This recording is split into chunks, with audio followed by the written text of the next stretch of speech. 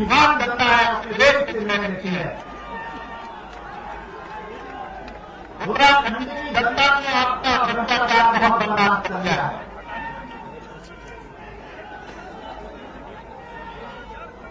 आपका अत्याचार, आपका भ्रष्टाचार बहुत बर्दाश्त कर लिया है। उत्तराखंड में आपकी आती है। कांग्रेस जी कह रहे थे नरेंद्र मोदी अगर इस फैसले को 5 लाख की नौकरी देंगे तो बहुत अच्छा होगा। इस बार भी लोग वहां खर्च करते।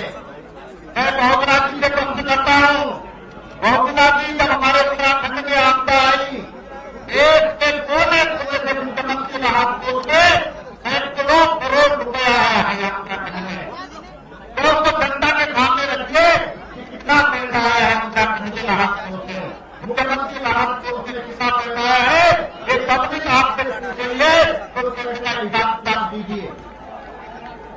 तो देश की जनता ने जो लोग हमारे परेशान में आता थे, उनकी सेवा के लिए जो पैसा भेजा था, उसमें से कांग्रेस जी आपने 550 करोड़ रुपया हैवी डॉक्टरों के पेमेंट के लिए दे दिया, उनके भुगतान के लिए दे दिया। भारतीय जनता पार्टी बात की बात कराएगी। जिन कंपनियों को 550 करोड़ रुपया दिया है, उनका कांग्रेस को क्या मिलता है, वो किससे हेलीकॉप्टर के जिम्मे पेमेंट किया गया है। मित्रों, आज कांग्रेस जी ने भ्रष्टाचार के आयाम किए हैं। अभी एसएससी देहरादून की 1950 में जिसका एसएससी का मुख्यालय था, उसको में कैंडिडेट की सब वापस करेंगे, कैंडिडेट को सब सुनाइए, अरे 3 हफ्ते लोग थे। और जब भारतीय जनता पार्टी ने प्रस्ताव बनाया तो तब उन लोगों ने वापस किया है। इसमें भी कहीं न कहीं भ्रष्टाचार की हुआ है। आपने कांग्रेस की अपनी बदलेगी, इसमें भी बदबू आ रही है। भावना जी, आपकी सरकार भावना सरकार नहीं, तो उसको बेमानव की सरकार करे, बेमानव की सरकार करे, बेमानव की सरकार को हमको यहाँ पे उतार देना है।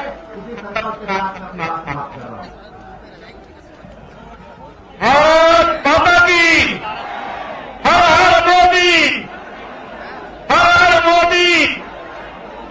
अब मैं निवेदन कर रहा हूं, बिहार के हमारे नेता तो आज युवा मोर्चे के प्रधान अध्यक्ष रहे, बिहार के 2 बार पार्टी के अध्यक्ष रहे, 4 बार के सांसद रहे और पिछले महीने से पूरी पार्टी के हमारा मार्गदर्शन रैली को सफल बनाने के लिए कर रहे हैं। ऐसे आदरणीय राधा मोहन जी से निवेदन कर रहा हूं कि हम सबको संबोधित करें। आदरणीय राधा मोहन सिंह।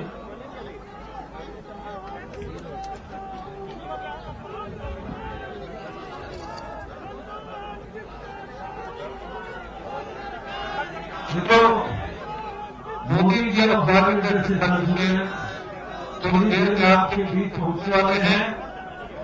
इस मंच पर उपस्थित हम सब लोगों के सम्माननीय नेता पूर्व मुख्यमंत्री सम्माननीय खंडूरी जी, पूर्व मुख्यमंत्री सम्माननीय उसेरी जी, निशंक जी, हमारे राष्ट्रीय मंत्री शिवेंद्र जी, विधानसभा में नेता प्रतिपक्ष और आप सबके प्रिय नेता सम्माननीय भट्ट जी, इस रैली के संयोजक आप सबके प्रिय विधायक कपूर साहब, सम्माननीय सांसद महारानी जी, वरुण विजय जी, महानगर के सम्माननीय मेयर साहब, महानगर के सम्माननीय अध्यक्ष, पार्टी के सभी सम्माननीय पूर्व अध्यक्ष, महामंत्री, रैली के सभी सम्माननीय सांसद लोग, हमारे सभी सम्माननीय विधायक, पूर्व विधायक, सम्माननीय जिलाध्यक्ष, राज्य के सभी विभिन्न खिलाड़ियों के हमारे सम्माननीय पदाधिकारीगण और देवभूमि के भाइयों और बहनों, आज बच्चों के पूरा उत्तराखंड देहरादून में उपस्थित हो गया है। सड़कें भी भरी हुई हैं और 1 किलोमीटर दूर तक की सड़कों पर कोई सवारी नहीं, सिर्फ मूल और मूल ही दिखाई दे रहा है और रास्ते में बसों का काफिला रुका हुआ है, इसे फोन लगाकर साथ रहे। इतनी भारी परिस्थिति के लिए मैं उत्तराखंड वासियों के प्रति आभार प्रकट करता हूं, उनको बधाई देता हूं। मित्रों, मैं बिहार का रहने वाला हूं, आपको पता है बिहार के अंदर माननीय मोदी जी की रैली हुई थी और उस रैली में मैं मंच पर था। 7 लाख के लोग के लगभग लोग गांधी मैदान में थे और पटना के सड़कों पर भी 3 लाख लोग थे। मैं रैली से देख रहा था, सामने के मैदान में बम विस्फोट हो रहे थे, लोग मर रहे थे, घायल हो रहे थे, लेकिन अपने प्रिय नेता को देखने और सुनने के लिए गान की बात आकर भी हटने के लिए तैयार नहीं। मैं 3 दिनों तक सोचता रहा कि आखिर कौन सा कारण है कि लोग आज नरेंद्र मोदी को देखने और सुनने के लिए अपनी जान देने के लिए भी तैयार है। 3 दिनों तक सोचता रहा, आज तक के राजनीतिक इतिहास में इतने आकर्षण का केंद्र कोई नेता नहीं बना। आखिर क्या कारण? मेरे ध्यान में आया जब पहली बार गुजरात में नरेंद्र भाई मोदी मुख्यमंत्री बने थे, उस चुनाव में भी मैं गया था और उस समय गुजरात की क्या हालत थी। उनके मुख्यमंत्री बनने के 10 दिन बाद लाखों किसानों ने प्रदर्शन किया था कि हम 1 घंटे बिजली हो, ऐसी बिजली नहीं। वो जब मुख्यमंत्री बने थे उसके पहले गुजरात आतंकवादियों का गुजरात में साम्राज्य था, गरीबी थी, बेस्ती थी, खेतों को पानी नहीं मिलता था, लाखों बेरोजगारों के हाथ काम के लिए खुदा रहे थे। जब वो मुख्यमंत्री बने और किसी बात जब विधानसभा का चुनाव हुआ, उस समय भी उनके जाने का मौका मिला। मैं गांव में घूम रहा था, एक मुस्लिम बस्ती में गया और वहां देखा कि मुसलमान धर्मों के घरों पर झंडे लगे, नरेंद्र भाई मोदी के फोटो लगे। मेरी उत्सुकता बढ़ी, मैं एक बंगाल में गया और पूछा कि आप नरेंद्र भाई मोदी का फोटो और झंडा लगाए, आप उनको वोट क्यों देंगे? हम लोग के तर्क उनको सांप्रदाय कहा जाता है। उस मुसलमान भाई ने जो जवाब दिया वो सुनने लायक था। उसने बताया कि 12 बरस पहले मेरे 3 बेटा बेरोजगार थे, खोपड़ी थी मेरी, खेत सूखे पड़े, मेरा बाह पकड़ा, खेत सुख गया और बताया कि एशिया सबसे ज्यादा आ रही है, हमारे 3 बेटा को रोजगार है और बच्चे के मकान है, हमारे घर में खुशहाली है, समृद्धि है, नरेंद्र मोदी के कारण है। हम तो उसको जानते हैं, हम उसको वोट देते, उससे हमको खुशहाल बनाया है। इसके कारण मैं समझता हूं कि देश भर के लोग जब गुजरात आते हैं, जाते हैं, देखते हैं कि एक तरफ पूरे हिंदुस्तान के अंदर 80% भूभाग धरती माता फटी हुई है, पानी के लिए विचार कर रही है, सूखाग्रस्त है, और दूसरे तरफ हिंदुस्तान का पहला राज्य गुजरात जिसके हर क्षेत्रों में पानी पहुंच चुका है। लोग देख रहे हैं कि देश के लाखों करोड़ों बेरोजगार नौजवान के हाथ काम के लिए खुदा रहे और गुजरात के अंदर हर हाथ को काम न हुआ। गुजरात के अंदर समृद्धि है, खुदारी है, खेतों में फसलें लगा रहे, सबको रोजगार मिला, तो देश भर के लोग जब गुजरात आते जाते हैं तो सोचते हैं कि नरेंद्र भाई मोदी देश का प्रधानमंत्री बनेगा तो देश भी खुशहाल बनेगा, हर हाथ को काम मिलेगा, हर खेत को पानी मिलेगी, बिजली मिलेगी और पूरा देश खुशहाल होगा। यही कारण है कि लोग अपनी जान देकर उनको देखने और सुनने के लिए तैयार हैं। उनको 12 वर्ष पहले गुजरात आतंकवाद का तंत्र था, साम्राज्य था, तेरह वर्ष चूल्हा जलाए जाते थे और आज किसी आतंकवादी की हिम्मत नहीं है जो गुजरात के जमीन पर कदम रख सके। और दूसरी ओर आतंकवादी कहां पकड़े जा रहे हैं? दिल्ली के अंदर, मुंबई के अंदर, कलकत्ता के अंदर, पटना के अंदर, देश के सबसे सबसे में आतंकवादी गुजरात बोल रहे हैं। देश की जनता चाहती है कि देश न सबके देश को संपन्न बनाना है, समृद्ध बनाना है, स्वाभिमानी बनाना है, तो देश को भी आतंक मुक्त बनाना है। और यही कारण है कि 1 बरस के अंदर हमारे प्रिय नेता मोदी जी देश में घूम घूम कर देश को समृद्ध बनाने के लिए, संपन्न बनाने के समाज बनाने की आतंक बनाने के लिए जनता का आह्वान था कि देश को कांग्रेस मुक्त बनाओ, क्योंकि सबके घर में कांग्रेस है। और उनका आह्वान था 4 राज्यों के चुनाव में, और 4 राज्यों के चुनाव में नरेंद्र मोदी के आह्वान का प्रथम प्रकटीकरण हुआ है। 4 राज्य कांग्रेस मुक्त सरकार बनी, 3 राज्य बन चुके, 4था राज्य में भी कांग्रेस मुक्त कर दिया है। कांग्रेस को सबक सिखाने का काम दिल्ली ने किया है। तो मित्रों, नरेंद्र भाई मोदी प्रदेश भर की आशा लगी हुई, और आशा सिर्फ भारत की बात नहीं लगी हुई है। तो देख रहे हैं कि गुजरात का कितना आगे बढ़ चुका। तो नरेंद्र भाई मोदी आज देश का जनता बन चुके, और उत्तराखंड में हम सब लोग सभा के साथ कि नरेंद्र भाई मोदी आज मैं प्रभारी हूं, लेकिन उत्तराखंड जब बना था, जब उत्तराखंड बना था तो नरेंद्र भाई मोदी हमारे इस राज्य की पार्टी की ओर से प्रभारी बनकर आए, और यहाँ प्रभारी बनकर जब गए थे और इस उत्तराखंड के निर्माण के बाद पार्टी का काम आगे बढ़ाया था, तो उत्तराखंड के जब से पंडित है, और इसी उत्तराखंड की धरती के जब वो प्रभारी है तो भूख नहीं तो उनको गुजरात का मुख्यमंत्री बनाया गया। आप उसी उत्तराखंड में आए, आप सबके आशीर्वाद थे, वो हिंदू नहीं, जिस उत्तराखंड की जनता के आशीर्वाद ने उनको गुजरात का मुख्यमंत्री बनाया, उसी उत्तराखंड की जनता के आशीर्वाद के कारण भारत के प्रधानमंत्री निश्चित रूप से बने। आज के अवसर पर आप निवेदन करूंगा कि आप संकल्प लें कि जब तक नरेंद्र मोदी जी को हिंदुस्तान का प्रधानमंत्री बना नहीं लेते, तब तक हम सुख और चैन से नहीं बैठेंगे। इसी संकल्प के साथ जाएंगे, बात बंद करेंगे। भारत माता की। मीडिया के बंधु बड़ा सहयोग कर रहे हैं, आपकी बात रैली को लाइव टेलीकास्ट कर रहे हैं, लेकिन उत्तराखंड की सरकार आपकी रैली से इतनी घबरा गई है। मेरे पास फोन आ रहे हैं, रुद्रप्रयाग में, उत्तरकाशी में, पौड़ी में लाइटें बंद कर दी गई है ताकि लोग टेलीकास्ट न दे पाए। ये सरकार की शक्ति में अपने सत्ता संचालन, अपनी दूसरे महामंत्री आदरणीय जानती देवी जी को सौंपता हूं। आगे के सरकार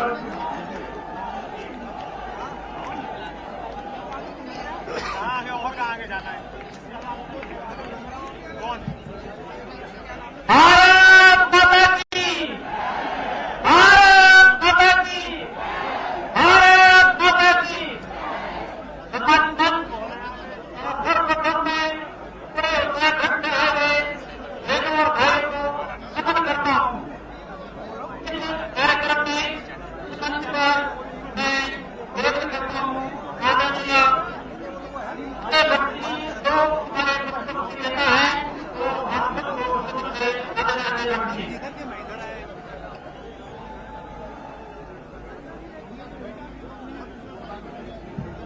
भारत माता की। मित्रों, माननीय मोदी जी कर पड़े हैं, और मैं देख सकता हूं कि आप किसी और को सुनना भी पसंद नहीं कर रहे हैं बहुत ज्यादा।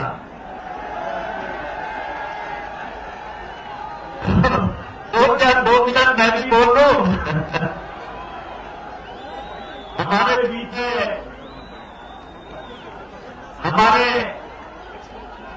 तीनों माननीय मुख्यमंत्री, प्रभारी जी और सभी संयोजक, महामंत्री, सारे विधायक, सभी अध्यक्ष, सभी कार्यकर्ता और आम जनता, दोनों सांसद, आज पूरे देश में मोदी जी की जो दहल चल रही है उसकी एक बादगी देहरादून में दिखाई दे रही है। आप यहां से जो आगे बैठे हैं देख नहीं पा रहे होंगे, तो ऊंचाई पर जहां है, जहां तक नजर जा रही है, जैसा प्रभारी जी ने कहा था, सिर्फ सिर ही सिर दिख रहे हैं और कुछ दिख नहीं रहा है। ये सचमुच ऐतिहासिक रैली हो गई है, सचमुच ऐतिहासिक रैली। दोनों का आना अभी भी रुका नहीं है, लगातार लोग आ रहे हैं, जगह जगह गाड़ियां रुकी हुई है, और माननीय मोदी जी और माननीय राजनाथ सिंह जी ने तय कर दिया है जॉनी ग्रांबर वो हेलीकॉप्टर में यहां पहुंचने वाले हैं। मित्रों, अद्भुत दृश्य है चारों तरफ। मैं समझता हूं कि कैमरा में ऊपर से जहां से कैद हो रहा होगा और कल आप जब अखबारों में देखेंगे या टेलीविजन में कल देखेंगे तो अद्भुत आपको लगेगा कि हम किस रैली के भाव में और हम कहां बैठे थे, आप अपने को देखकर खुश होंगे। ऐसी ऐतिहासिक रैली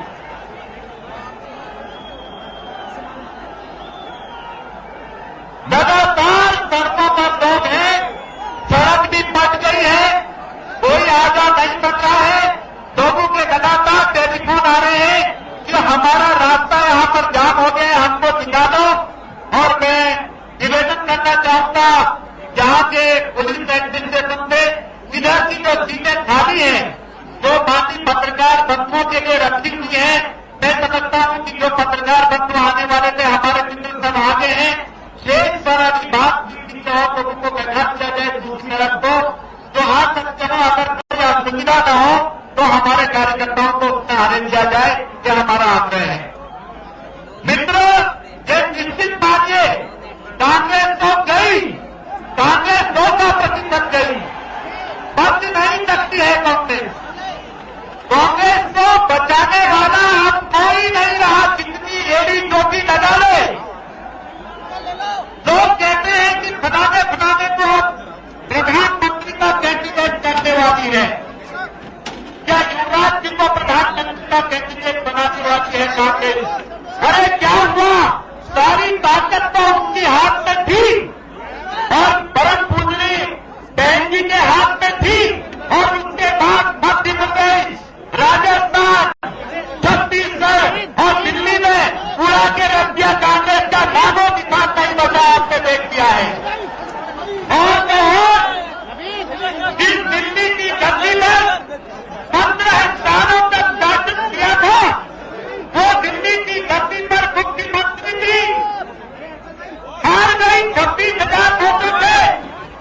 और इतना ही नहीं, 2.5 का आंकड़ा भी कांग्रेस पार नहीं कर पाई। मित्रों, अगर आज उत्तराखंड में चुनाव हो जाएगा, मैं दावे के साथ कहता हूं कि वहां 8 मिली थी, जहां कांग्रेस को 4 सीट से ज्यादा नहीं मिल सकती है।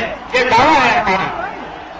किसी को उठा के दिया है, किसी को प्रधानमंत्री बनाए, लेकिन जो लाल जल्दी की लहर आ गई, ये जब सैलाब चलता है, भारतीय जनता पार्टी का जो एक आंदोलनात्मक कार्रवाई है, हमारी जो पार्टी है, वो पार्टी न होकर पूरा आंदोलन है। इस आंदोलन के सैलाब में कोई बचने वाला नहीं है, कोई बचने वाला नहीं है। मित्रों, मोदी जी हमारे दिल में है, हेलीकॉप्टर आता है,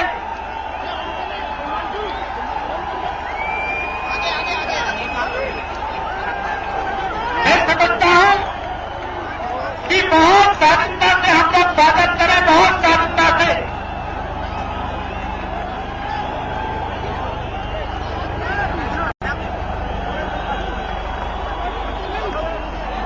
अब माननीय ज्ञान सिंह जी यहां पर दे चुके,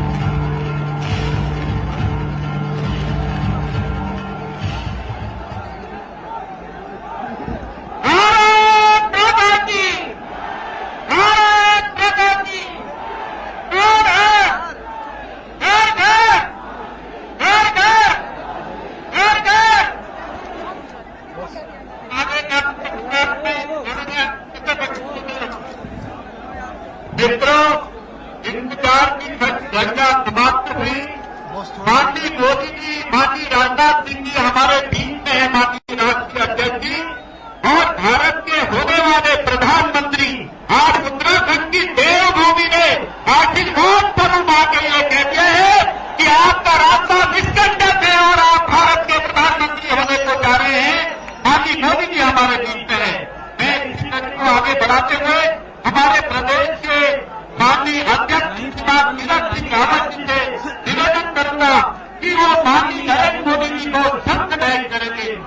माननीय तीरथ सिंह रावत जी।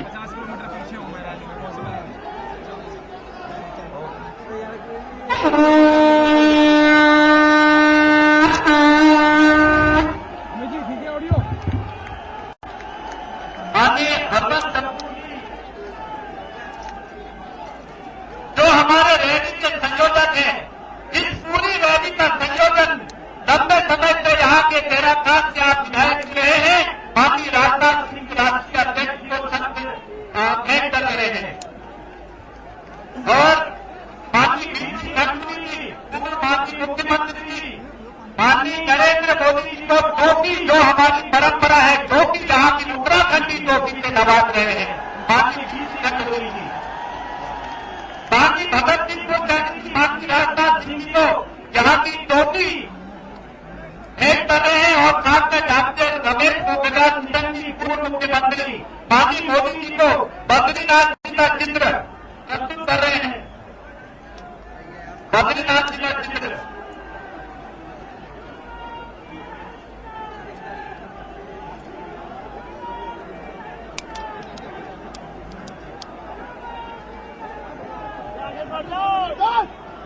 बद्रीनाथ जी का चित्र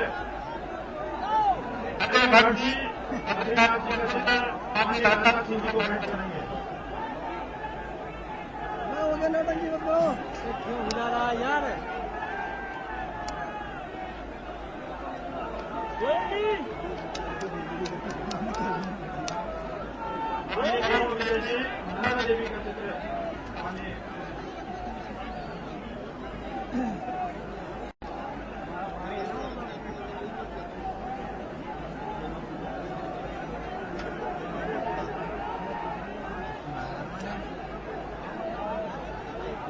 मुझे गिरा दिया था।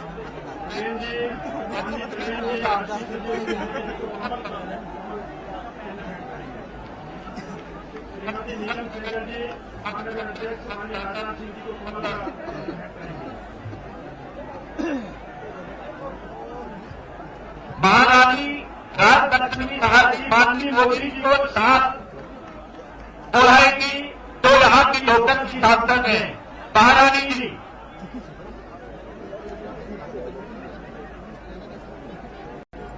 चंद्रवती मेयर जो देहरादून के हैं माननीय राष्ट्रीय अध्यक्ष जी को साथ बुला रहे हैं, साथ बुलाएंगे।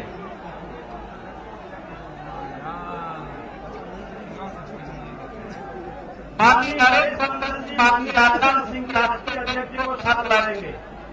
माननीय प्रकाश पंत जी महामंत्री माननीय मोदी जी को साथ बुलाएंगे।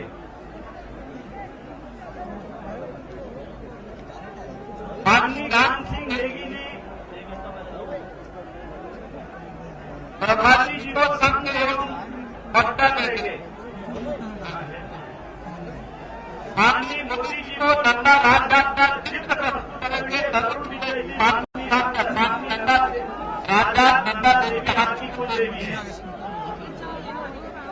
माननीय बचन सिंह रावत जी माननीय मोदी जी को खुदरी जो प्रतीक है यहाँ का प्रस्तुत करेंगे। आगे जगह नहीं है।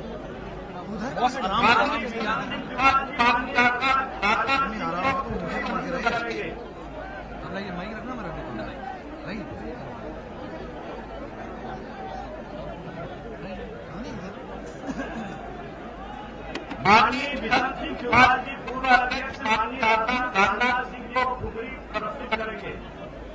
माननीय मनोहर लाल गांधी जी माननीय मोदी जी को पटना अंक प्रस्तुत करेंगे और जो बद्रीनाथ जी पंडित जी और बद्रीनाथ जी की बद्रीनाथ माननीय गांधी जी माननीय प्रेमचंद कर्नाटक जी माननीय राजनाथ सिंह जी को पटना अंक प्रस्तुत करेंगे। माननीय माननीय जी को अंग वस्त्र प्रस्तुत करेंगे, भेंट करेंगे। माननीय मदन चौधरी जी माननीय खंडूरी जी को पद का भेंट करेंगे, अंग वस्त्र। श्री बंसीधर भगत जी माननीय कोठारी जी को अंग वस्त्र भेंट करेंगे। श्री केदार सिंह नेगी जी निशंक जी को अंग वस्त्र भेंट करेंगे।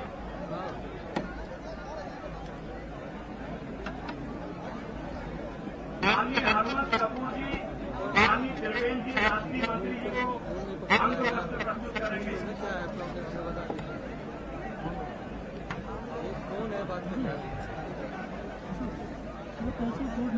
माननीय खंडूरी जी को माननीय ज्ञान सिंह नेगी जी अंग वस्त्र प्रस्तुत करेंगे। गणेश जी को लोकल के विधायक के गणेश जोशी जी माननीय मोदी जी को अंग वस्त्र और माननीय राजनाथ सिंह जी को अंग वस्त्र प्रस्तुत करेंगे।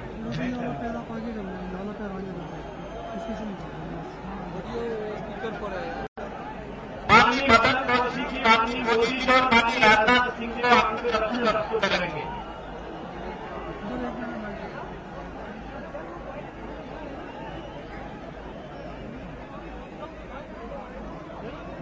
मित्रों, अथाह उत्साह में आप जहां पर हैं, माननीय मोदी जी माननीय राष्ट्रीय अध्यक्ष जी हमको संबोधन करें।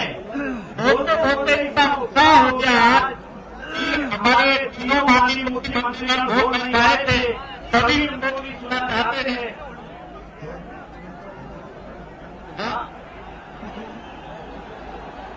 दो मिनट के लिए, सिर्फ दो मिनट के लिए आपको उत्साह में माननीय निशंक जी से निवेदन करूंगा कि समय सीमा देखते हुए 2 मिनट 3 मिनट के लिए आपने कहा है।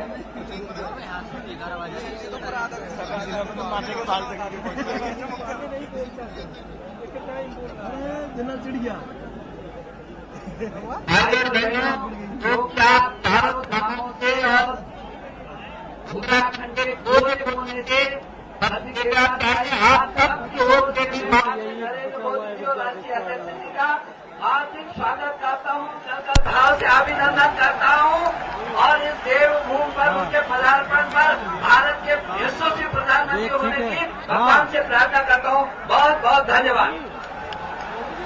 माननीय कोश्यारी जी से भी 2 मिनट में स्वागत करने का अनुरोध है। माननीय कोश्यारी जी पूर्व माननीय मुख्यमंत्री। चलो ठीक है, हाँ ठीक है ना। सभी हमारे वरिष्ठ नेता उपस्थित भाइयों बहनों, जरा एक नारा लगाएंगे आप लोग। ठीक है, बैंकों का भ्रष्टाचार मिटाना है। आप लोग कहेंगे राम राज्य लाना है, भ्रष्टाचार मिटाना है। इतने जोर से कहिए कि मोदी जी बिल्कुल आकर के भ्रष्टाचार खत्म कर देंगे। हाँ, भ्रष्टाचार मिटाना है। मैं कहूँगा राम राज्य लाना है। जरा यहाँ से आखिरी मोदी तक लोग बोलेंगे मोदी जी को प्रधानमंत्री बनाना है, राम राज्य लाना है। मित्रों, मैं आपसे क्यों इनका निवेदन करता हूँ, आग्रही मोदी जी का स्वागत करते हुए, मोदी जी आपने आज गुजरात को अपना विकास के चरम सीमा पर पहुंचा रखा है। यहाँ के तो मैं चाहता हूँ कि आपके भाषण के बाद यहाँ की सरकार खर्च में चली जाए। एक बात और आपसे निवेदन करूंगा कि मोदी जी ये राज्य अटल बिहारी वाजपेयी ने बनाया, उनकी वजह से आपका विकास हुआ।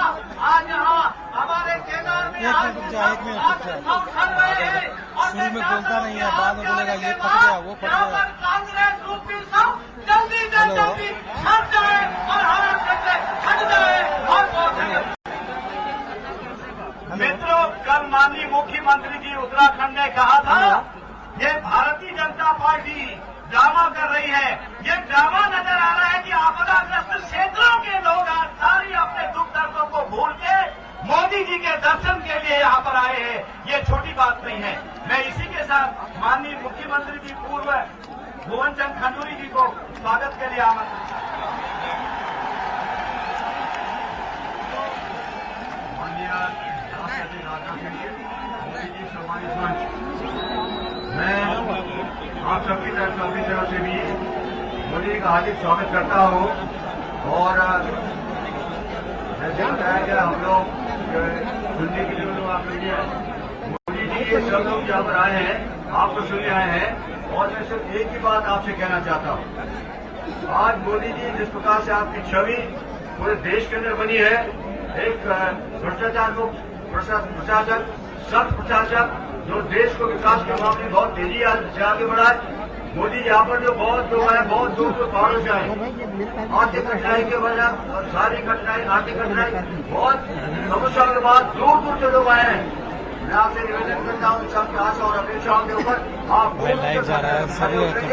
और जब आप प्रधानमंत्री भारतवर्ष के बनेंगे तो इन सब गुणों को जो आपके अंदर ये पूरी जनता पूरा भारत देख रहा है, उनको तेजी से आगे बढ़ाएंगे और भारतवर्ष को एक पूरा विश्व गुरु भारत बनाएंगे, भ्रष्टाचार मुक्त बनाएंगे और तेजी के साथ आगे बढ़ाएंगे।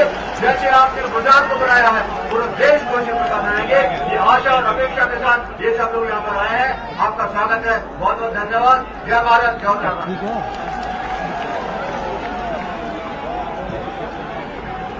मित्रों, माननीय मोदी जी, माननीय राष्ट्रीय अध्यक्ष जी आपको संबोधन करें। जोर से बोलूंगा तो मेरा ही आवाज है। इससे पहले हमारे प्रदेश के माननीय अध्यक्ष जी और हम सब लोग मिलकर प्रदेश के जितने भी यहाँ पर नेता हैं, तीनों माननीय मुख्यमंत्रीगण बड़ी माला से दोनों अपने प्रिय नेताओं का हार्दिक अभिनंदन करते हैं, बड़ी माला से स्वागत करते हैं। भारतीय जनता पार्टी, भारतीय जनता पार्टी जिंदाबाद। हर हर मोदी, हर हर मोदी, हर हर मोदी। देश का पीएम कैसा हो, देश का पीएम कैसा हो, देश का पीएम कैसा हो, मोदी जैसा हो। भारत माता की जय, भारत माता की जय। वंदे वंदे वंदे।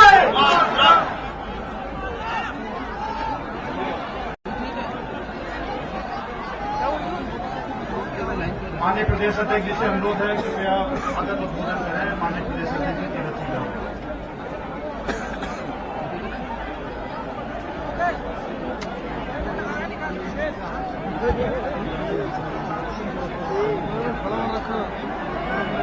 एक बात बताऊंगा, घोष करेंगे और जो यहाँ की आवाज आपकी है ये दिल्ली तक भी जाए। और मैं सोच रहा हूँ यहाँ के बगल के काम तो खुल ही रहे होंगे, न जाने।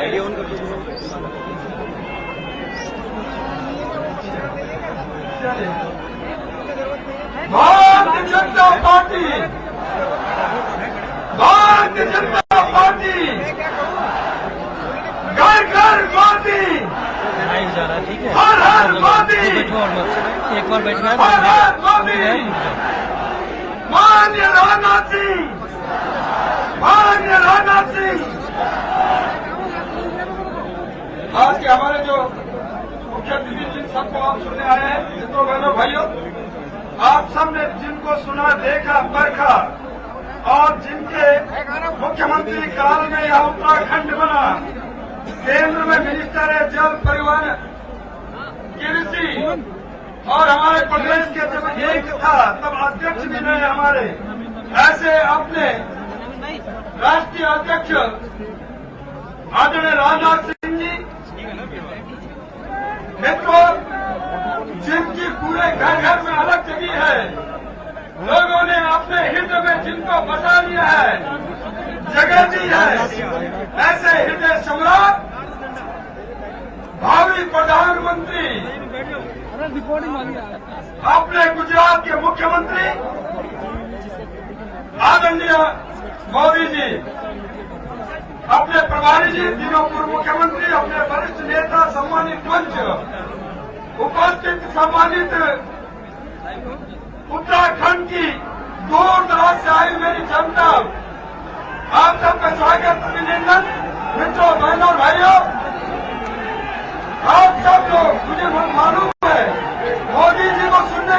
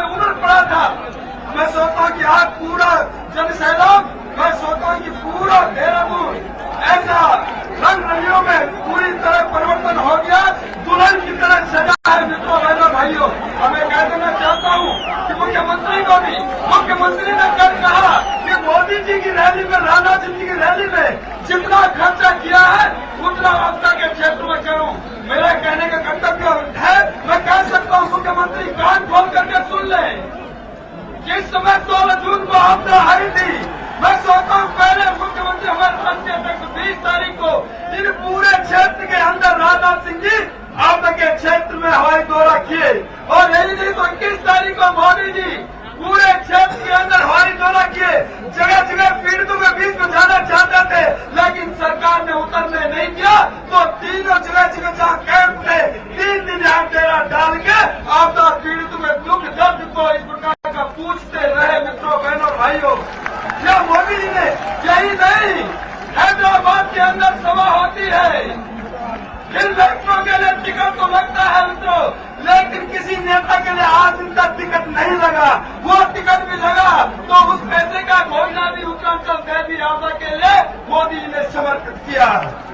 ऐसा ही नहीं तो स्थानीय जो पीड़ित लोग हैं उनके लिए 22 बोगियां 12.5 करोड़ का राशन आदरणीय मोदी जी ने जगह जगह भेजा पीड़ितों के लिए, लेकिन उसमें बंदरबाट हुई। कांग्रेसियों ने 146 आइटम उस किट के अंदर थे, ऐसा किट किसी ने बनाया नहीं, और उसको छीना झपटी हुई। कांग्रेसियों ने भी अपने घरों में वो ले जाना प्रारंभ किया, पीड़ितों को नहीं मिला। मित्रों, बहनों, भाइयों, ये मैं कह देना चाहता हूँ, यही नहीं तो जो सैनिक मरे केदार वैली में, तो 5 लोग सेना के हमारे उत्तराखंड के भी थे जो शहीद हुए, और इस प्रकार के यात्रियों को उत्तराखंड में बलिदान कर दिया, समर्पित कर दिया। मित्रों, बहनों, भाइयों, तो उनके लिए हमारे राष्ट्रीय अध्यक्ष आदरणीय राजनाथ सिंह जी ने 5-5 लाख की घोषणा की। उन घरों में हमने वो चेक भी पहुंचाए। मित्रों, बहनों, भाइयों, मैं इसलिए कहना चाहता हूँ कि जो कल इस प्रकार का मुख्यमंत्री ने बयान दिया उसका मैं उनको जवाब देता हूँ। और उन्होंने क्या किया, अरे 85 करोड़ ऐसा पूरा विज्ञापनों में लगाया। बगल के मुख्यमंत्री ने जो घोषणा की थी उससे कहा मैं नहीं देना चाहूंगा, इसलिए सरकार को जिसने हमने दिया था पीड़ितों मिले उसने उसमें लगा करके विज्ञापनों में दिया, खर्च किया। यह हालत इस सरकार के मित्रों, बहनों, भाइयों, बहुत बुरा हाल है।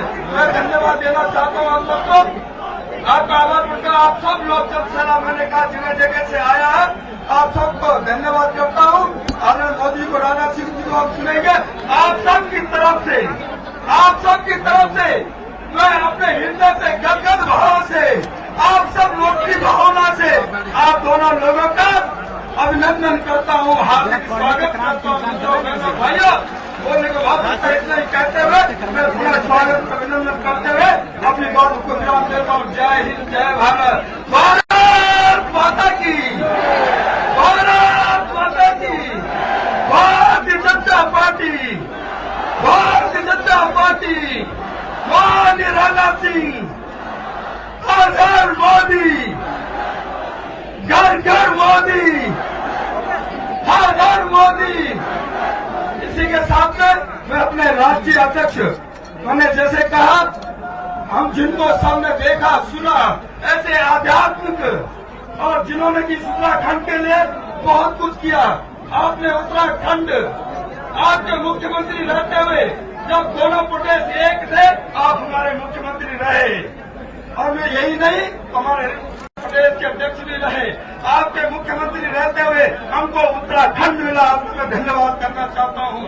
और यही नहीं तो केंद्र में मैंने कहा कृषि, भूतल, जल, ऐसे आप मंत्री रहे, और वर्तमान में राष्ट्रीय अध्यक्ष हैं, चुनाव समिति के अध्यक्ष हैं। आपसे निवेदन आग्रह करता हूँ, आप हमारा मार्गदर्शन करें, आम जनता उत्तराखंड का मार्गदर्शन करें। धन्यवाद।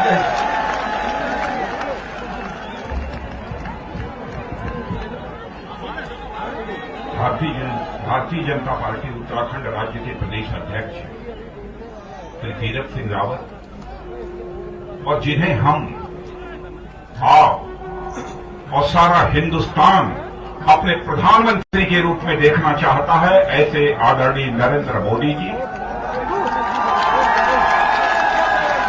उत्तराखंड के पूर्व मुख्यमंत्री मेजर जनरल भुवन चंद जी खंडूरी, पूर्व मुख्यमंत्री आदरणीय भगत सिंह जी कोश्यारी, और पूर्व मुख्यमंत्री श्री रमेश पोखरियाल जी निशंक, यहां के प्रभारी श्री राधा मोहन सिंह जी, और इस रैली के संयोजक भूतपूर्व विधानसभा अध्यक्ष श्री हरवंश जी कपूर, यहां उपस्थित मेरे सभी सम्मानित बहनों एवं भाइयों, बहनों भाइयों, लगभग 25 वर्षों से 30 वर्षों से मैं उत्तराखंड में आ रहा हूं, लेकिन ऐसा दृश्य मैंने अपने आंखों के सामने कभी नहीं देखा था।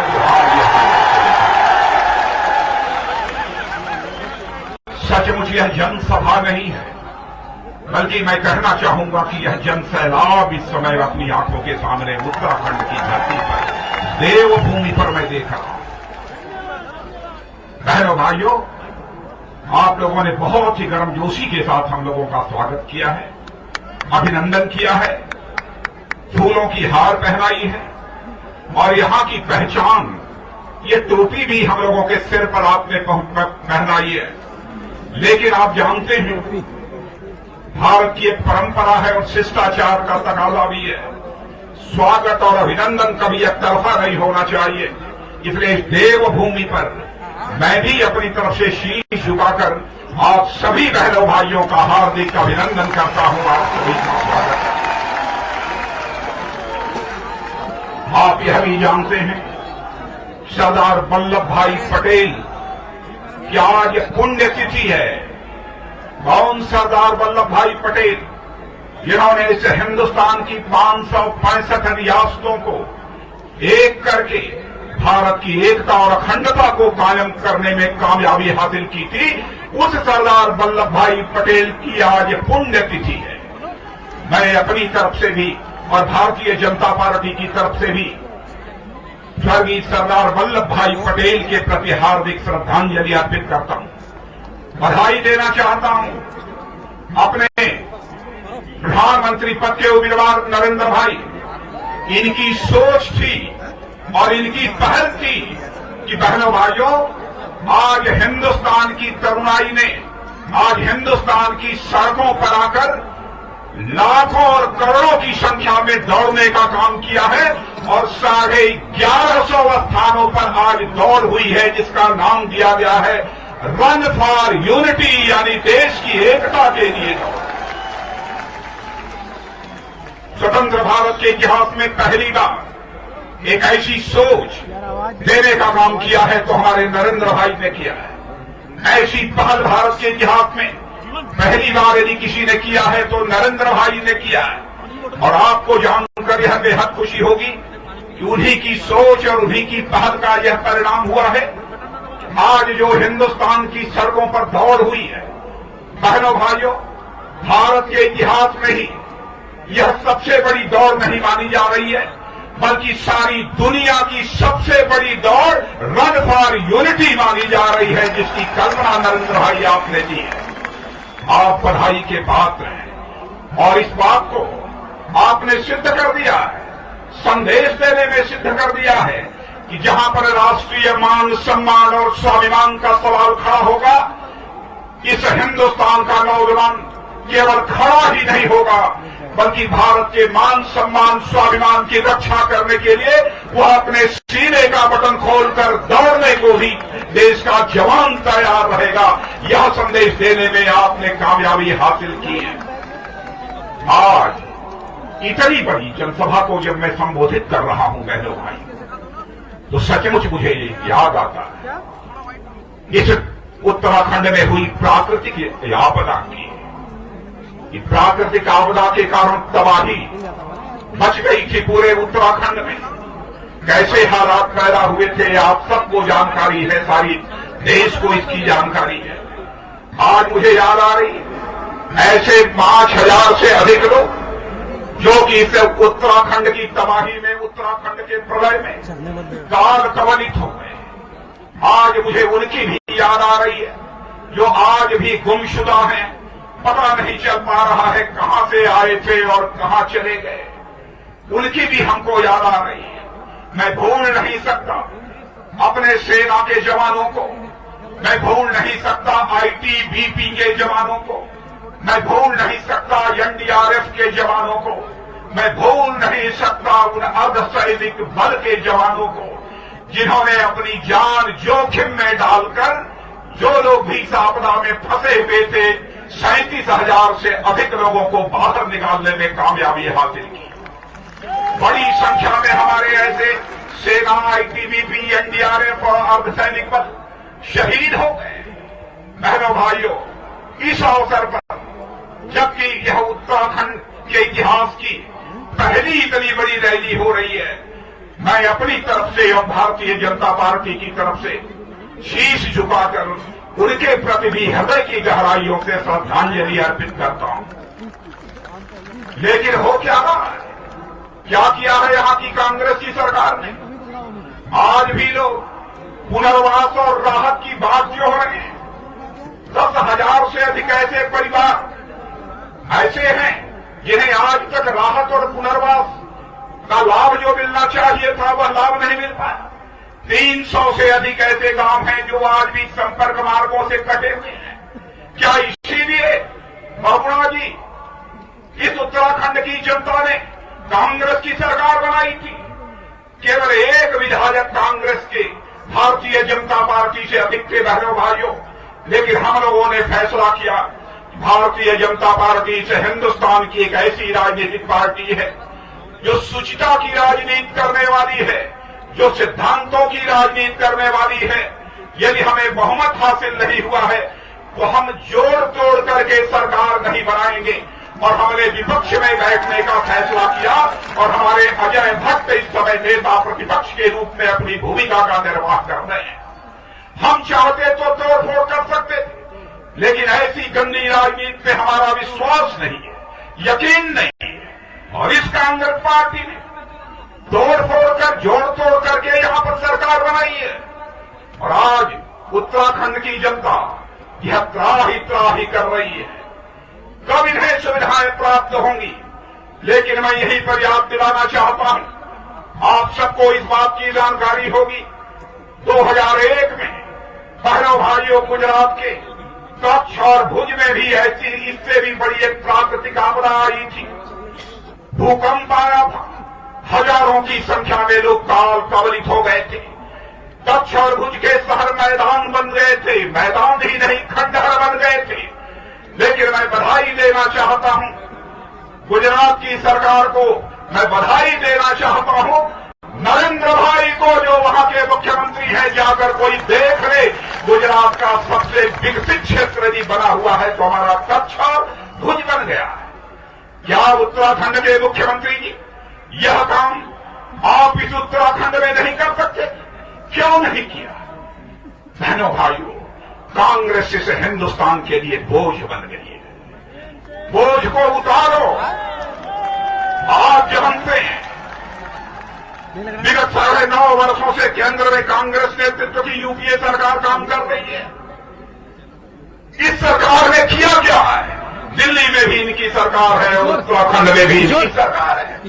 जब से आए हैं महंगाई बढ़ने का सिलसिला निरंतर जारी है। हमारी माताएं बहनें यहां पर बैठी हैं, गैस के सिलेंडर की कीमत बढ़ाई है, साग सब्जी की कीमत बढ़ाई है, कीमत बढ़ने का सिलसिला निरंतर जारी है। चूल्हे की आग ठंडी पड़ती जा रही है। डॉक्टर मनमोहन सिंह जी और सोनिया जी क्या किया है यहां के लोगों के साथ? अरे इस हिंदुस्तान में 6 वर्षों तक हम लोगों ने भी सरकार चलाई है बहनों भाइयों। कौन मां का लाल इस सच्चाई को नकार सकता है कि आजाद भारत के इतिहास में लगातार 6 वर्षों तक महंगाई को पूरी तरह से बांधे रखने में यदि किसी भारत माता के लाल ने सफलता प्राप्त की तो भारत माता के लाल का नाम है अटल बिहारी वाजपेयी।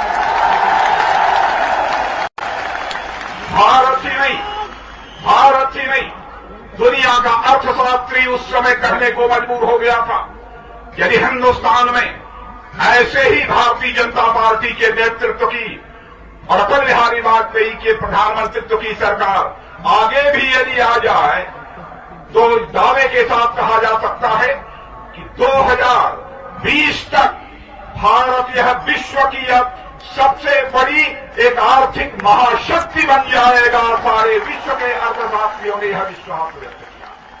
लेकिन आप निराश मत होना, और इसलिए मैं ये कह रहा हूं कि निराश मत होना। जैसे अटल बिहारी वाजपेयी जी ने भारत की प्रतिष्ठा, भारत के मान सम्मान को अंतर्राष्ट्रीय जगत में बढ़ाने का काम किया है, वैसे ही आज हमको एक शख्सियत मिल गई है जो गुजराती मां की गोद से पैदा हुआ है और आज हिंदुस्तान की जनता का लाडला बन गया है, प्यारा बन गया है, ऐसे हमारे नरेंद्र भाई। मैं तो समझता हूं कि नरेंद्र भाई जैसे शख्सियत को, काल्पनिक क्षमता के धनी व्यक्ति को, इच्छा शक्ति के धनी व्यक्ति को सचमुच 5 से लेकर 10 वर्षों का केवल अवसर यह हिंदुस्तान की जनता दे दे तो 10 वर्षों के अंदर ही हमारा भारत यह विश्व की एक आर्थिक महाशक्ति बन जाएगा। बहनों भाइयों, महंगाई बढ़ाई है कांग्रेस की सरकार ने, भ्रष्टाचार, जल, थल, नभ, तीनों में भ्रष्टाचार के एक नए कीर्तिमान इस कांग्रेस की हुकूमत ने कायम किए। मैं सारे भ्रष्टाचारों की चर्चा नहीं करना चाहता हूं। मिला जुलाकर लोग बताते हैं कि 5.5 लाख करोड़ रुपए से अधिक का भ्रष्टाचार इस कांग्रेस की सरकार ने किया। आज मैं इस देवभूमि, वीरभूमि पर खड़ा हूं। बहनों भाइयों, रक्षा सौदों के में, रक्षा उपकरणों की खरीद में, रक्षा सौदों में भी दलाली कब से खाई जा रही है। वो फोर्स का मामला हो, चाहे वह हेलीकॉप्टर की खरीद का मामला हो, अथवा जल जो वाहक होते, बोट जिन्हें कहते हैं, उनकी खरीद का मामला हो। एक लंबी फहरिस्त है, लेकिन सच्चाई यह है, आप भी अपने कलेजे पर हाथ रखकर खुद से यह सवाल अपने दिल से पूछना बहनों भाइयों, जब जब कांग्रेस की हुकूमत आई है इनके ऊपर भ्रष्टाचार के आरोप लगे हैं, लेकिन 6 वर्षों तक जब अटल बिहारी वाजपेयी जी ने सरकार चलाई, कोई मां का लाल उंगली उठाकर नहीं कह सकता है किसी मंत्री अथवा प्रधानमंत्री के ऊपर भ्रष्टाचार का आरोप। आपने देखा है कि ताबूतों की खरीद के मामले का आरोप लगाया था इन लोगों ने। सीबीआई जांच चल रही थी, सीबीआई ने रिपोर्ट प्रस्तुत कर दी अदालत में, अदालत ने उसे खारिज कर दिया, कहा कि यह पूरी तरह से बेबुनियाद और निराधार है। मैं कांग्रेस के लोगों से कहना चाहता हूं, देश के सैनिकों से आपको क्षमा याचना करनी चाहिए, आपको माफी मांगनी चाहिए। क्या किया आपने? लेकिन देश के जवानों का न तो जिंदा रहते हुए, न उनके शहीद हो जाने के बाद भी यह सम्मान नहीं करते, सम्मान करना नहीं जानते। बहनों भाइयों, पाकिस्तान देखा है आपने, पाकिस्तान हमारा पड़ोसी देश है। हमारे सेना के जवान, उनका पाकिस्तान के सेना के जवान घुसकर सिर धड़ से अलग करके चले जाते हैं, और एक हमारे सेना के जवान का की हत्या करने के बाद उसका शरीर कुचल देते हैं, और यह सरकार हाथ पर हाथ धरे बैठी रहती है। क्या यही हिंदुस्तान है?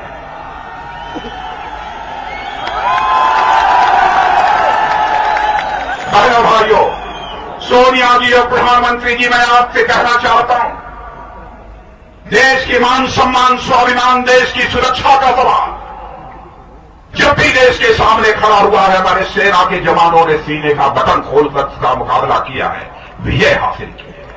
अरे एक बार हमारे सेना के जवानों को खुला हाथ छोड़ दो, दुनिया के किसी देश की हिम्मत नहीं है कि भारत को हाथ देखने की जरूरत क्या कर रखा है।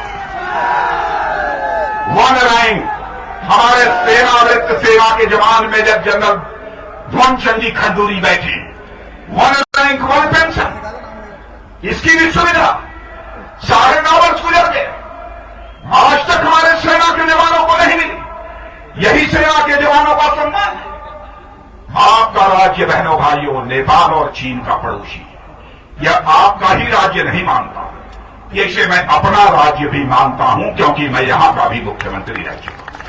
इस राज्य के साथ हमारे रिश्ते हैं, इस राज्य के साथ हमारे संबंध हैं, जो संबंध थे, हैं और रहेंगे। वह संबंध और रिश्ते कभी टूट नहीं सकते हैं। बहनों भाइयों, मैं जानता हूं चीन क्या कर रहा है। 1962 में विजय प्राप्त की भारत के ऊपर, कैसे भारत पराजित हुआ, इसके लिए हेंडरसन और ब्रुक्स की एक इंक्वायरी कमेटी बनाई गई थी। रिपोर्ट आ चुकी है। बहनों भाइयों, आज तक देश की जनता के सामने नहीं रखा गया किन कारणों से 1962 में पराजित हुआ। आज भी 50 वर्षों के बाद भी 1962 से 50 वर्ष हो चुके हैं, आज भी हम पराजय का दंश झेल रहे हैं। क्यों नहीं हेंडरसन ब्रुक्स की इंक्वायरी कमेटी की रिपोर्ट इस देश के लोगों के सामने प्रस्तुत की जाती है? कौन कौन से कारण थे जिन कारणों से हमारी पराजय हुई है? नहीं किया जा रहा। सामान्यतः 25 वर्षों के बाद कोई भी डॉक्यूमेंट होता है वो जनता के सामने ला दिया जाता है, उसे पब्लिक कर दिया जाता है। आज तक नहीं किया। आज चीन भी जो जो हरकतें हमारे साथ कर रहा है, भारत को चारों तरफ से घेर रहा। बाराहोती उत्तराखंड का है, क्या 62 में बाराहोती तक चीन की सेना नहीं आ गई थी? और हमारे प्रधानमंत्री जी 23 अक्टूबर को बीजिंग में जाकर इन्होंने एक समझौता कर लिया चीन की सरकार से कि यदि चीन की सेना भारत की सीमा में आ जाती है और भारत की सेना चीन की सीमा में चली जाती है, उन्हें खदेड़ो मत, उन्हें पीछा मत करो, बल्कि सीधे हाथ जोड़कर कहो बहुत बहुत धन्यवाद, आप हमारे यहां पधारे, आप वापस चले जाइए। बहनों भाइयों, इस देश के मान सम्मान स्वाभिमान की रक्षा नहीं कर सकते। कांग्रेस के जाने का समय आ गया है। आपने देखा 5 राज्यों के चुनाव हुए। नरेंद्र भाई, आपकी लोकप्रियता की मैं प्रशंसा करना चाहता हूं। हमारे राज्य के नेताओं ने जहां अच्छा काम किया, वहीं पर आपने भी जो कुछ भी एक विश्वास इस देश की जनता के सामने पैदा किया। 5 राज्यों में 4 राज्यों में भारतीय जनता पार्टी अपनी विजय पताका फहराने में कामयाब रही है। कांग्रेस मिजोरम में आ गई है, मिजोरम में। लेकिन आप जानते हैं जब कोई दौड़ होती है, मेरे नौजवानों, आप जानते होंगे कि जब कोई दौड़ होती है तो दौड़ में जो जीत नहीं पाता है उसको एक सांत्वना पुरस्कार दिया जाता है, कंसोलेशन प्राइज जिसे, वह कंसोलेशन प्राइज इनको मिला। और कांग्रेस की हालत सुनेंगे, कांग्रेस दिल्ली में 8 विधायक उनके जीत कर आए हैं। पिछली बार 40 से अधिक थे। कांग्रेस के इतने विधायक जीत कर आए हैं कि एक इनोवा गाड़ी अथवा सफारी गाड़ी में बैठकर उनको विधानसभा पहुंचाया जा सकता है, इतनी बड़ी संख्या में विधायक उनके चुनकर आए। और मैं सोनिया जी और डॉक्टर मनमोहन सिंह जी, आप इस देश के संकेत को समझिए, देश के संदेश को समझने की कोशिश करिए। देश की जनता ने यह संदेश दे दिया है, सिंहासन खाली करो, कि देश की जनता आती है, भारतीय जनता पार्टी को साथ लेकर आती है और नरेंद्र मोदी को आगे करके आती है। यह संदेश देने में कामयाबी हासिल की। आज इससे ज्यादा कुछ न कहते हुए, बहनों भाइयों, मैं आप सबसे यही अनुरोध करना चाहता हूं। और आज जितनी बड़ी संख्या आज मुझे उत्तराखंड के मैदान में दिखाई दे रही है, मैं नरेंद्र भाई से चर्चा कर रहा था। पहले मुझे उम्मीद थी कि शायद थोड़ी बहुत संख्या 40,000 50,000 उत्तराखंड में हो जाए, बहुत बड़ी। अरे आज तो यहां के लाखों का दृश्य मैं अपनी आंखों के सामने। क्या बहनों भाइयों, क्या मेरे नौजवानों, क्या मेरी माताओं बहनों, क्या आप हमें यह विश्वास नहीं दे सकते? क्या नरेंद्र भाई को यह विश्वास देकर आप नहीं भेज सकते? क्या आप जाओ, फिर एक मिनट, आप जाओ और आपको उत्तराखंड की 5 की 5 सीटें आपकी झोली में डालकर दे देंगे। क्या यह विश्वास आप नहीं दे सकते? बहनों भाइयों, 5 सीटें हम लोगों की झोली में डाल दीजिए। मैं यही अपील करते हुए और पुनः एक बार शीश झुकाकर आप सभी का अभिनंदन करते हुए अपना निवेदन समाप्त करता हूं। आप सबको बहुत बहुत धन्यवाद।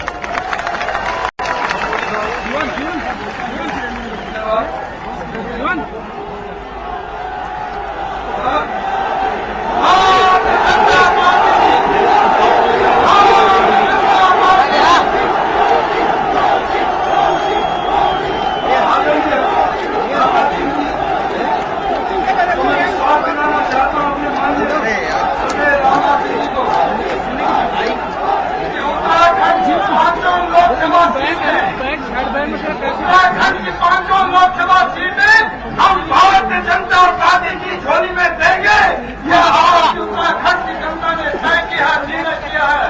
इस जनसहयोग से लगता है मित्रों, विश्वास दिलाता हूँ निश्चित है कि यह मैं सोचता हूँ कि 4 प्रदेशों का जो रिजल्ट परिणाम रहा, उसके बाद यदि द्वितीय चरण में आदरणीय मोदी जी के राष्ट्रीय अध्यक्ष की रैली यदि पहली रैली है तो उत्तराखंड से है, और इसको लोकसभा से मैं सोचता हूँ कि शुरुआत है, और निश्चित है कि पूरे देश के अंदर इसका मैसेज करेगा।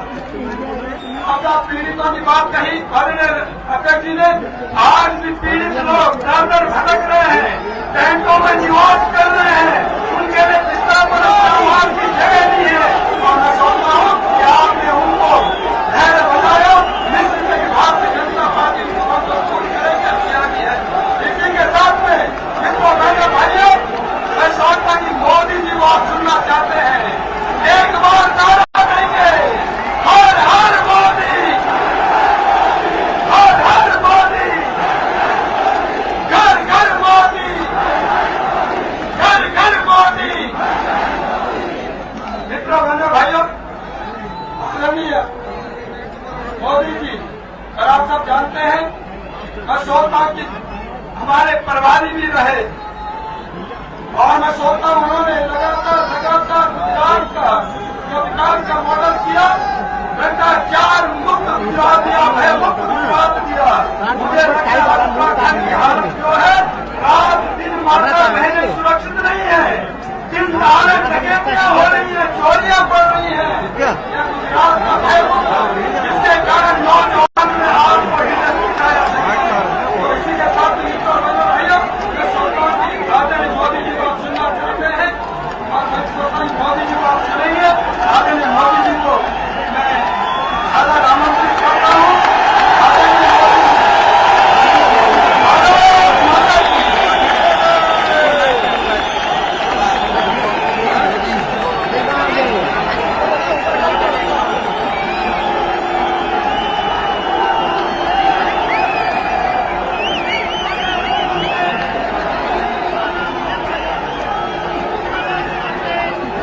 भारत माता की, भारत माता की। आज सरदार वल्लभ भाई की पुण्यतिथि है। मैं कहूंगा सरदार पटेल, आप लोग बोलिए अमर रहे। सरदार पटेल, सरदार पटेल। भारतीय जनता पार्टी के राष्ट्रीय अध्यक्ष, हम सबके मार्गदर्शक आदरणीय श्री राजनाथ सिंह जी, प्रदेश के अध्यक्ष श्रीमान तीरथ जी, इस प्रदेश के भूतपूर्व मुख्यमंत्री श्रीमान पवन चंद जी, श्रीमान भगत सिंह जी, श्रीमान रमेश जी, मंच पर विराजमान पार्टी के सभी वरिष्ठ महानुभाव और विशाल संख्या में पधारे हुए इस देवभूमि के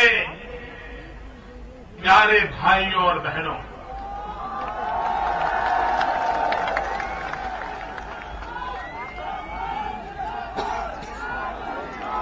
मैं इस देवभूमि को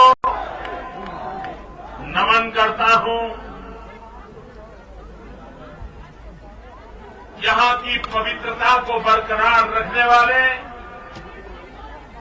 यहां के कोटि कोटि जनों को प्रणाम करता हूं। भाइयों बहनों,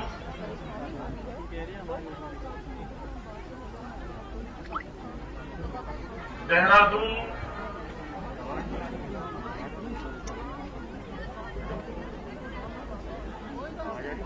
इस रैली के लिए समय देने का मेरा मन नहीं करता।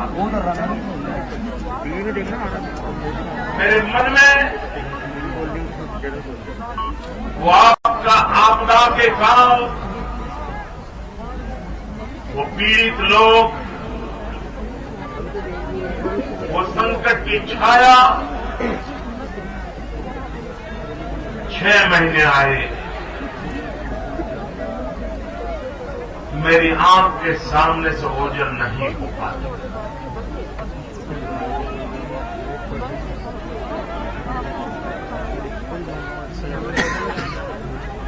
मुझे सबसे ज्यादा पीड़ा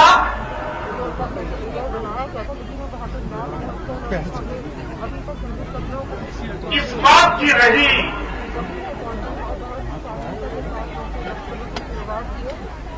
क्या राजनीति इतनी निष्ठुर हो सकती है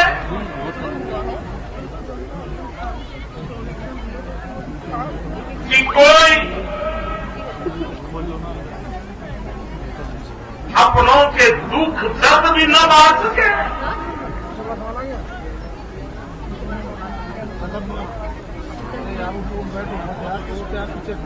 पीड़ितों के पास जाकर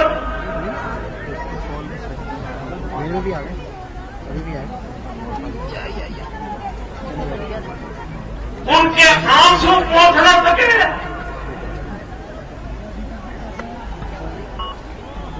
भाइयों बहनों,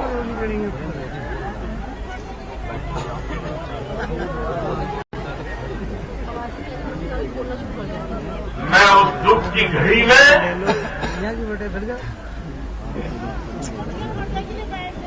दौड़ा आया,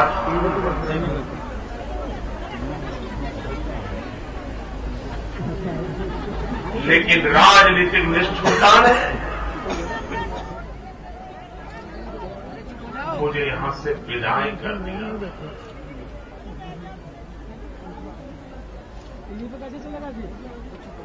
वो कसक, वो दर्द, वो पीड़ा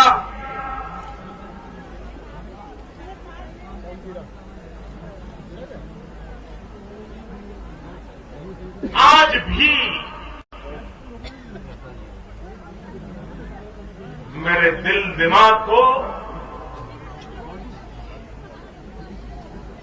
झंझोड़ती रहती। भाइयों बहनों,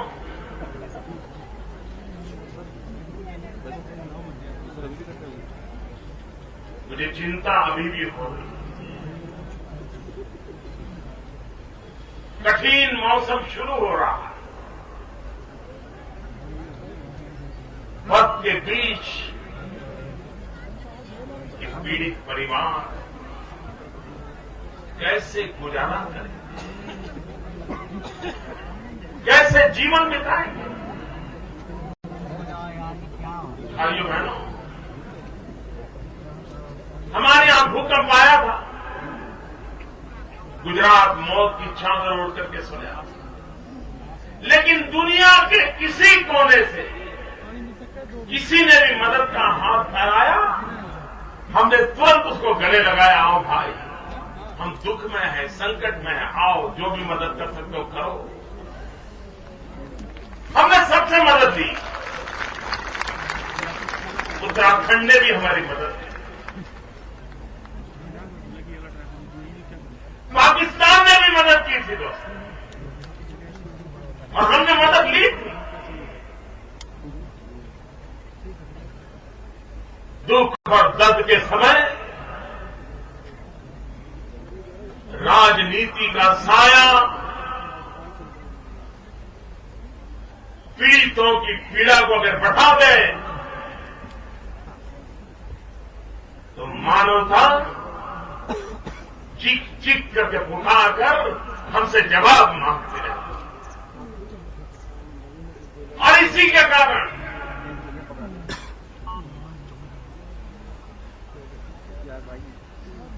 मन में हमेशा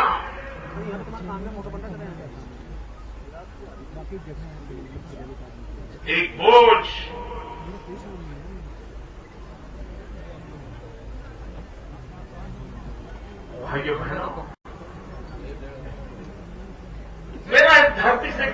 नाता भी रहा। हेलो, मैं यहां प्रभारी था। बढ़िया बोलिए। हिमालय के प्रति मेरा बचपन से लगाव भी रहा है। पैन कार्ड नंबर, पहाड़ी लोगों की प्रामाणिकता, पवित्रता, निर्मलता, आईडी कार्ड नंबर दे। गंगा जैसा जीवन मुझे बचपन से छू जाता है। और प्रभारी के नाते आप सबके बीच में रहा, यहां से मैंने बहुत कुछ सीखा।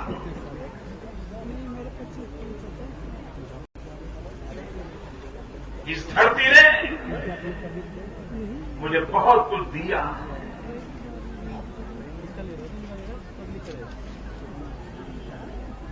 ईश्वर हमें शक्ति दे, आप उन्हें आशीर्वाद दें, ताकि आपने जो दिया है कुछ तो आपको लौटा सकूं।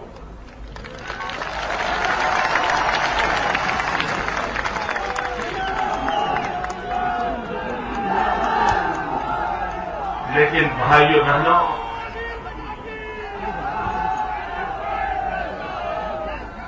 सरकार दिल्ली में हो या सरकार देहरादून में हो,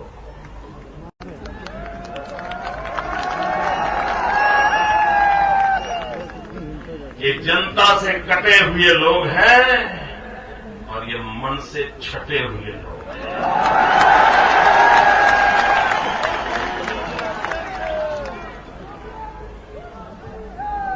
मैं तो हैरान हूं, ये दिल्ली की सरकार और देहरादून की सरकार जितनी शक्ति बाबा रामदेव के पीछे लगा रही है, अगर आधी शक्ति ही इन पीड़ितों की सेवा के लिए लगाई होती तो इन पीड़ितों की यह दशा न होती।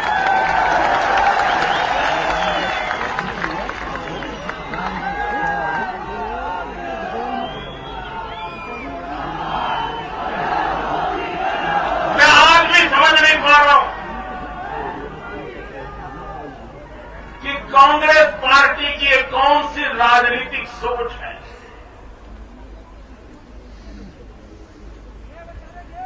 एक बाबा रामदेव पता नहीं उनको ऐसे आंख में छू रहे हैं,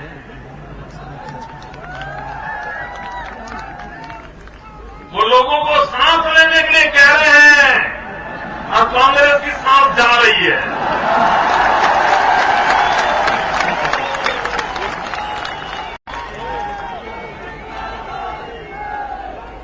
वो व्यक्ति के स्वास्थ्य के लिए भी जीवन खपाए हैं, राष्ट्र के स्वास्थ्य के लिए भी जीवन खपाए हैं।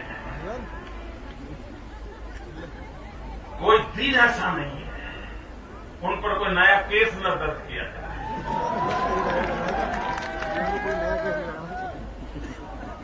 भाइयों बहनों, आप मुझे बताइए, क्या ये लोकतंत्र है? क्या ये व्यवहार उचित है? क्या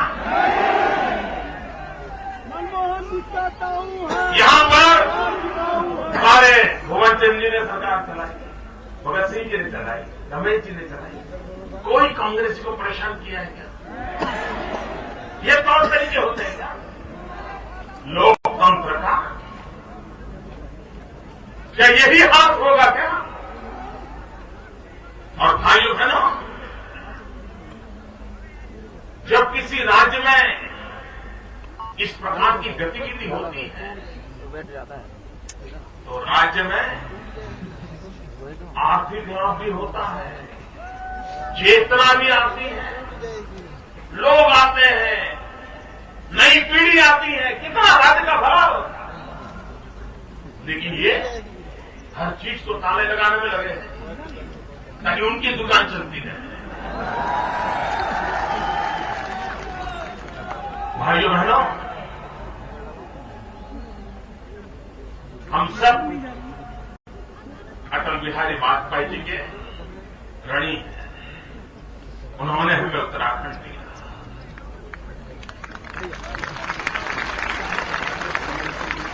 और ये भी सद्भाग्य देखिए कि राजनाथ सिंह जी जब मुख्यमंत्री थे उसी समय हैं?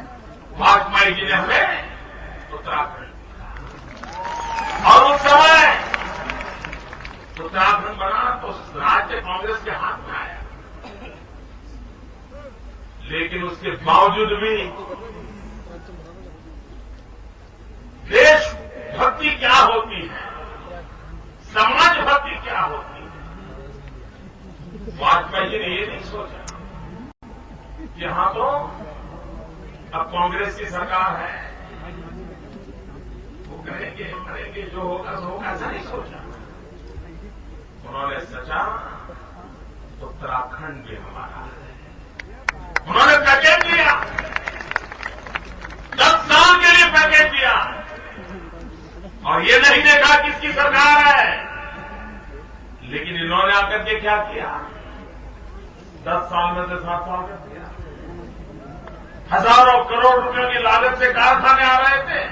मेरे गुजरात से भी कईयों ने यहां कारखाने लगाए, नौजवानों को रोजगार मिल रहा है।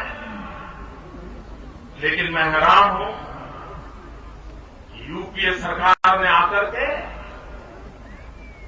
आपको अटल जी ने जो सहूलियत दी थी उसको भी छीन लिया। भाइयों बहनों, शासन में बैठे हुए लोगों के लिए अपने पराये नहीं होते हैं, सारे के सारे हमारे होते हैं।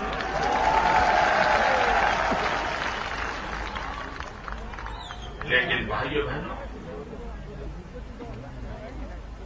हम बहुत सालों में यहां एक बात सुनते थे, जब भी आते थे, कोई भी बात हो, कोई कार्यक्रम करना हो, यहां की मीटिंग करना हो, तो ये कहावत तो मुझे मेरे दिमाग में ठूस ठूस में भरती गई। बोले मोदी जी गुजरात नहीं है, ऐसा मुझे कहते थे जब मैं काम करता था। बोले आप पहाड़ को नहीं जानते, यहां की जवानी और यहां का पानी हमारे काम नहीं आता। ये मुझे बार-बार, यहां की जवानी और यहां का पानी पहाड़ के काम नहीं आता। भाइयों बहनों, अब वक्त बदल चुका है। अब विज्ञान पानी को भी पहाड़ के काम में आ सकता है, और जवानी पहाड़ को खुशियों से भर सकती है। वक्त बदल चुका है।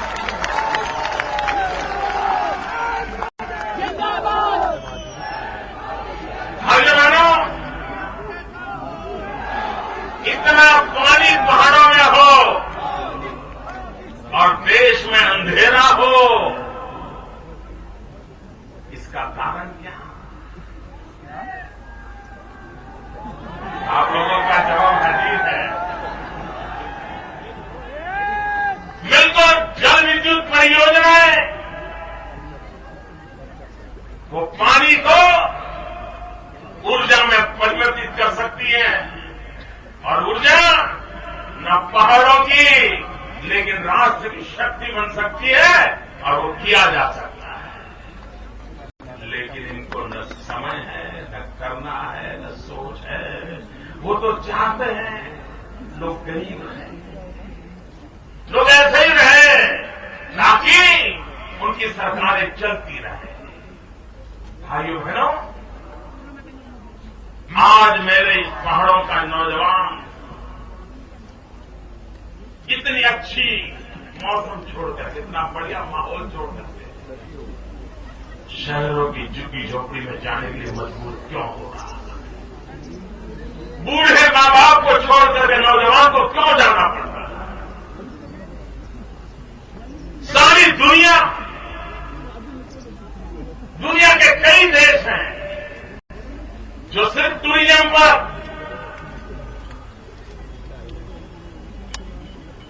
अपने देश को कहां से कहां ले जाते हैं। भाइयों बहनों, ये भूमि ऐसी है कि हिंदुस्तान के 125 करोड़ नागरिक कभी न कभी जिंदगी में एक बार इस पवित्र भूमि पर आना चाहते हैं, सपना देखकर गए। हर नौजवान को रहता है कि मां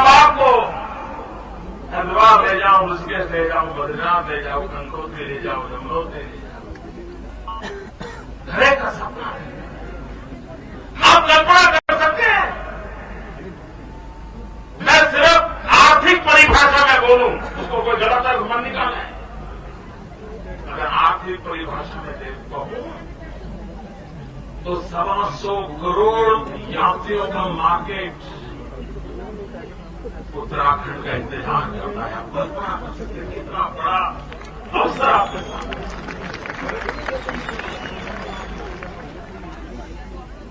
क्यों विकास नहीं होता? क्यों लोगों को उनके नसीब पर छोड़ दिया जाता? भाइयों बहनों, पूरे विश्व में आज टूरिज्म उद्योग सबसे तेज गति से विकास हो रहा उद्योग माना जाता है।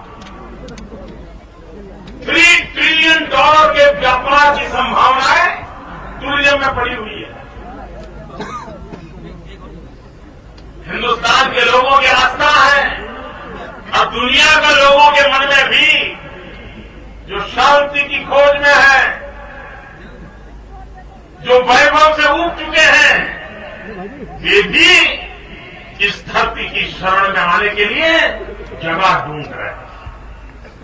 हम न सिर्फ हिंदुस्तान, सारी दुनिया को उत्तराखंड के चरणों में लाकर के खड़ा कर सकते हैं।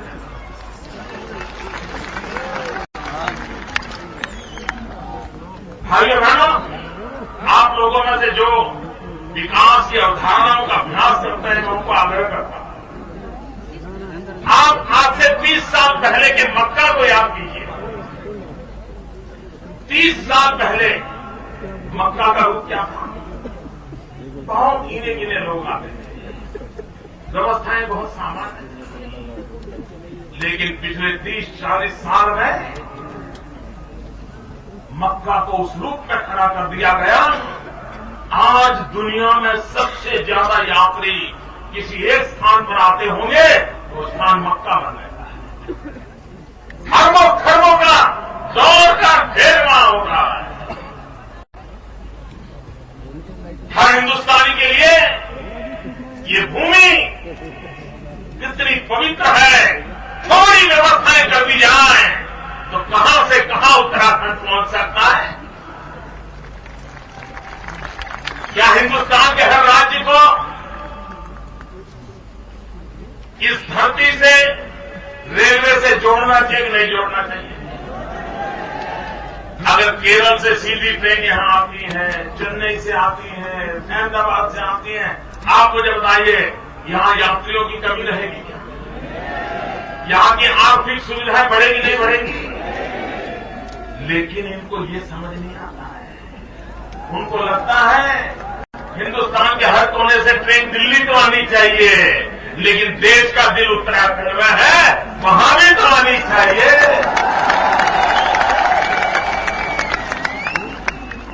थोड़ी सी सुविधाएं बढ़े और भारत के यात्री कष्ट झेल करके यात्रा करने के स्वभाव के हैं।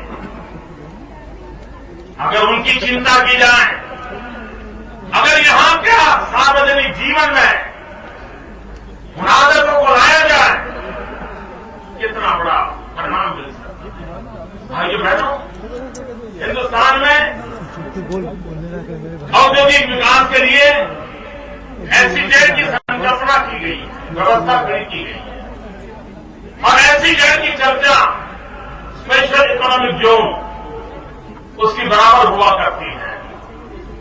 मैं कहता हूं, उत्तराखंड तो सदियों से एसईजेड है और मेरी एसईजेड की परिभाषा है स्पिरिचुअल एनवायरमेंट जोन। यह आध्यात्मिक पर्यावरण का जोन है पूरा। उसी पर बल देकर के आध्यात्म की खोज में जो चाहते हैं, उनके लिए एक स्वर्ग भूमि के नाते हम आकर्षित कर सकते हैं। विश्व छोटा होता चला जाता है। और मैं कहता हूं टेररिज्म डिवाइड्स, टूरिज्म यूनाइट्स।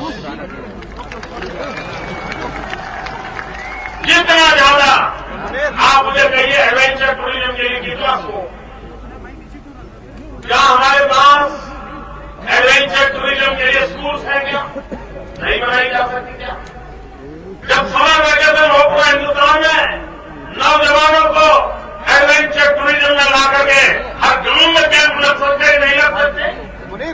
यहां की आबादी से 3 गुना लोग यहां एडवेंचर टूरिज्म के लिए आ सकते हैं, 3-3 महीने के लिए आ सकते हैं। रोजी रोटी के लिए बाहर जाना पड़ेगा क्या?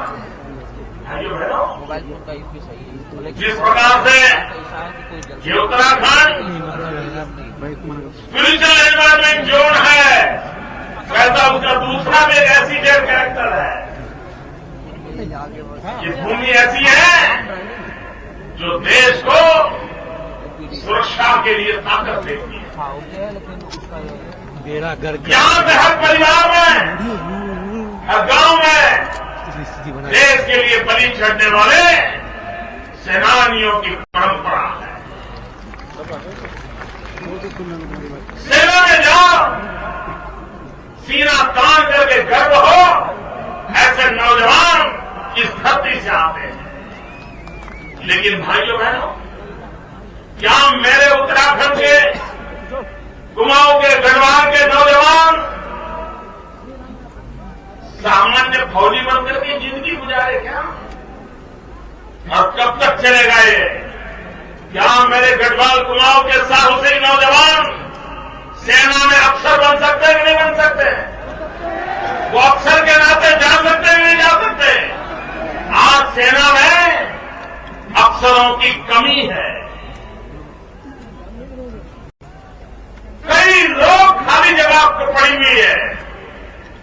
अगर ऐसी जगह पर जहां के लोगों में वीरता जो स्वभाव है, क्या यहां पर किस प्रकार के अफसरों को तैयार करने वाली स्कूल, कॉलेज और यूनिवर्सिटी नहीं बन सकती है क्या?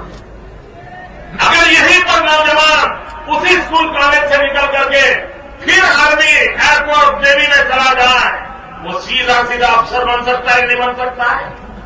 यहां के जीवन में कितना बदलाव आ सकता है। लेकिन भाइयों बहनों,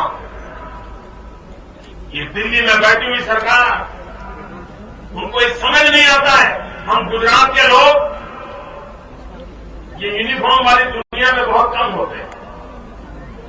पुलिस में भी लोग ज्यादा नहीं जाते हमारे, सेना में तो शायद ही कोई मिल जाए। उसके बावजूद भी नई पीढ़ी को प्रेरित करने के लिए हमारे यहां 1600 किलोमीटर समुद्री तट है, पड़ोस में पाकिस्तान है, बड़ा रेगिस्तान है। हमें लगा कि हमें अपने पैरों पर तैयारी करनी चाहिए और हमने अलग रक्षा शक्ति यूनिवर्सिटी बनाई है। और जो लोग देश की सेवा करना चाहते हैं, यूनिफॉर्म में रहना चाहते हैं, हम उनको 10वीं कक्षा के बाद उसी में एडमिशन देकर के हम उनको तैयार करने लगे। जिस राज्य का ये स्वभाव नहीं है, वहां भी अगर किया जा सकता है तो यहां की रगों में वीरता है, यहां की रगों में शौर्य है। यहां के लोग सेना में जाकर के भारत मां की रक्षा करने के लिए, अपना जीवन देने के लिए परंपरा से, सदियों से नई नई ऊंचाइयों को सर करते रहे। क्या उनके जीवन के लिए ये व्यवस्था नहीं हो सकती है? भाइयों बहनों, जब लक्ष्मण जी मूर्छित हो गए, रामायण में कथा आती है, और उनकी बीमारी से मुक्त कराना, मूर्छा से मुक्त कराना, क्या कहा गया? राम जी ने हनुमान जी को कहा, हिमालय जाइए, जड़ी बूटी ले आइए। हनुमान जी हिमालय आए, जड़ी बूटी ले गए और दक्षिण में जाकर के लक्ष्मण जी को ठीक किया। हिमालय जड़ी बूटियों का भंडार है। क्या भाइयों बहनों, जड़ी बूटियों का जहां भंडार पड़ा है, वहां औषधों के निर्माण का काम नहीं किया जा सकता है? रिसर्च इंस्टीट्यूशन नहीं लगाई जा सकती। इतना ही नहीं, हर्बल मेडिसिन में चाइना हमसे ज्यादा एक्सपोर्ट कर रहा है। इतना बड़ा हिमालय हमारे पास है। जड़ी बूटियों का भंडार हो, पारंपरिक ज्ञान हो, उसके बावजूद भी नौजवान बेकार हो, मेडिसिन बनती न हो, दुनिया के स्वास्थ्य के लिए मेडिसिन पहुंचाने का काम न होता हो, इससे बुरा क्या हो सकता है?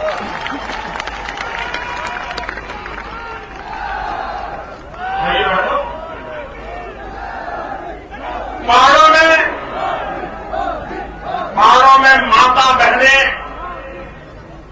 परिवार को चलाने में सबसे ज्यादा योगदान देती हैं। किसी भी परिवार में चला जाइए, माताएं बहनें कोई न कोई आर्थिक प्रवृत्ति करती हैं। ये पहाड़ों की विशेषता है। पहाड़ों के जीवन को चलाने में माताएं बहनें बहुत बड़ी भूमिका अदा करती हैं। क्या हम अकेले उत्तराखंड की माताओं बहनों को स्किल डेवलपमेंट के द्वारा हैंडीक्राफ्ट के क्षेत्र में, नई नई वस्तुओं के निर्माण के क्षेत्र में अगर उनको हम ट्रेन करें तो क्या हम उत्तराखंड की आर्थिक स्थिति को सुधार नहीं सकते हैं? लेकिन भाइयों बहनों, ये दिल्ली में बैठे हुए और देहरादून में बैठे हुए लोगों के दिमाग में लोगों की भलाई की चिंता नहीं है। उनकी भलाई के लिए क्या करना, किन किन क्षेत्रों में जाए, कैसे आगे बढ़े, ये उनकी सोच नहीं है। और इसी का नतीजा है कि भाइयों बहनों, और नई चीजें नए तरीके से सोचनी चाहिए।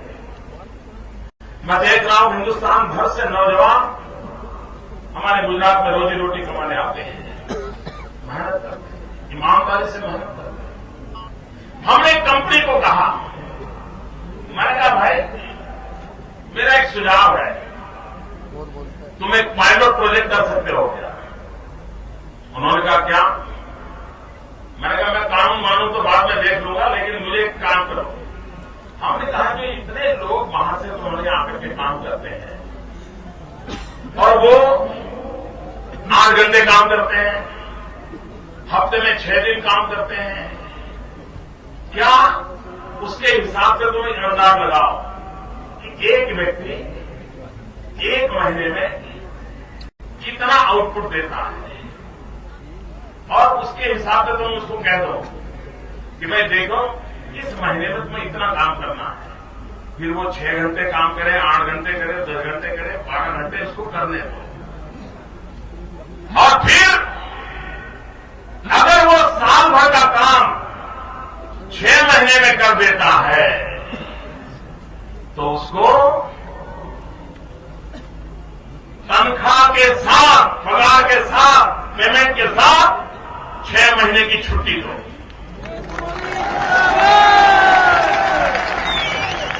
ताकि 6 महीने खेती के समय वो अपने गांव जाए, मां बाप के साथ रहे, खेती में मदद करे, 6 महीने परिवार के साथ रह करके आर्थिक प्रवृत्ति करे, 6 महीने कारखाने में आकर के करें। भाइयों बहनों, वो प्रयोग मैंने एक जगह पे किया है, इतना सफल हुआ है, सारे नौजवान खुश हैं, क्योंकि वो वहां रोजी रोटी कमाने आए हैं, उनके पास समय है, वो 8 घंटे के बजाय 10 घंटे, 12 घंटे, 15 घंटे काम खींच लेते हैं और छुट्टियां जमा करते हैं, और घर में जब सीजन होती है काम की, छुट्टी पे चले जाते हैं, घर भी संभालते हैं, हमारे यहाँ के काम भी करते हैं। क्यों भाइयों बहनों, हम हमारे देश के नौजवानों के लिए कुछ नई सोच के साथ नई व्यवस्थाओं को विकसित करके हम काम क्यों नहीं कर सकते? और इसलिए भाइयों बहनों, आज जब मैं आज आपके पास आया हूं तो मैं इसी बात को लेकर के आया हूं कि भाइयों बहनों, हमारा ये दायित्व बनता है। हम हाथ पर हाथ खड़े रहकर के जमे थे, क्या करें, वहां की जिंदगी ऐसी है, अरे भगवान ने यही पैदा किया, गुजारा ये नहीं करेगा। हमें जिंदगियां बदलनी है, अपने पैरों पर खड़ा होना है, और मैं मानता हूं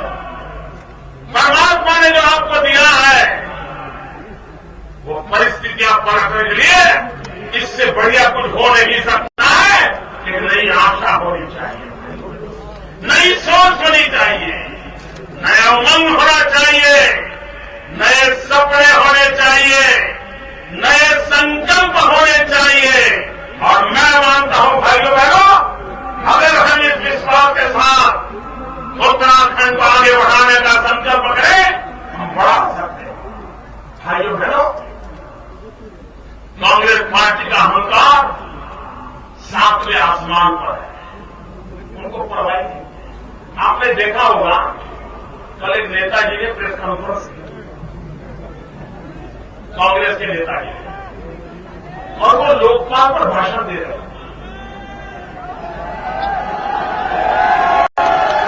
हाँ, जहां गए ना आप लोग, वहां बोलिए, क्या बोलो बताओ, क्या बोले, क्या बोले? आप तो पहुंच गए हैं ना, बहुत बढ़िया। कांग्रेस के नेता ने प्रेस कॉन्फ्रेंस की और इतनी बड़े महान उपदेशक के नाते वो कह रहे हैं लोकपाल बिल के लिए। मैं देहरादून की धरती से, इस पवित्र धरती से, गंगा मैया के किनारे से उनको सवाल पूछना चाहता हूं। अगर आपको लोकपाल का इतना महात्मा अगर समझ आता है, भ्रष्टाचार की इतनी चिंता है, कल आप देश के नाम इतना बड़ा संदेश दे रहे हैं, मैं जरा पूछना चाहता हूं, इसी उत्तराखंड की धरती ने भुवन चंद जी खंडूरी के शासन में एक महत्वपूर्ण फैसला किया। लोकपाल का कानून बनाया था और जिसको पढ़ करके अन्ना हजारे ने भुवन चंद जी को ढेर सारी बधाइयां दी थी। कांग्रेस के मेहरबान, हमें ये बताओ, लोकपाल अगर आपको इतना प्यारा लगा है, भ्रष्टाचार से मुक्ति का एक सहारा निकला है, तो आपने उत्तराखंड में उसको लागू क्यों नहीं होने दिया? आपकी पार्टी ने लागू क्यों होने नहीं दिया? भाइयों बहनों, देश की जनता की आंख में धूल झोंकी जा रही है, और अगर यही बात हमारे साथ होती ना, तो हमारे मीडिया के मित्र कहां से खोज के ले आते कि फलाने राज्य के, फलाने गली के, फलाने भाजपा वाले ने ऐसा किया था, जवाब दो।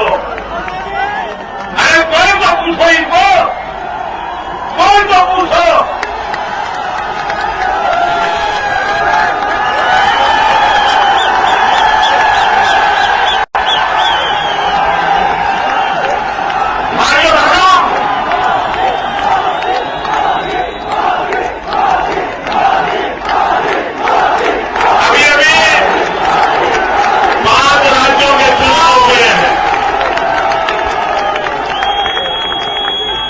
अभी 5 राज्यों के चुनाव हुए हैं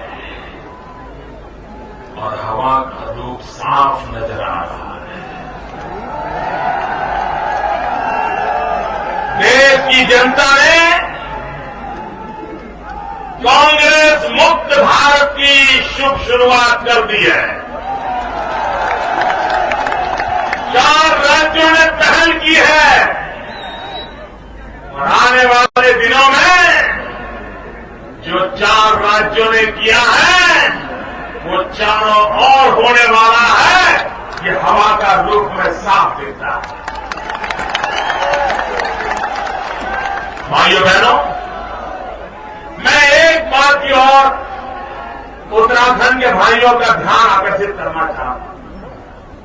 आप देखिए, अटल बिहारी वाजपेयी जी ने 3 राज्यों को जन्म दिया। एक उत्तराखंड, दूसरा छत्तीसगढ़ और तीसरा झारखंड।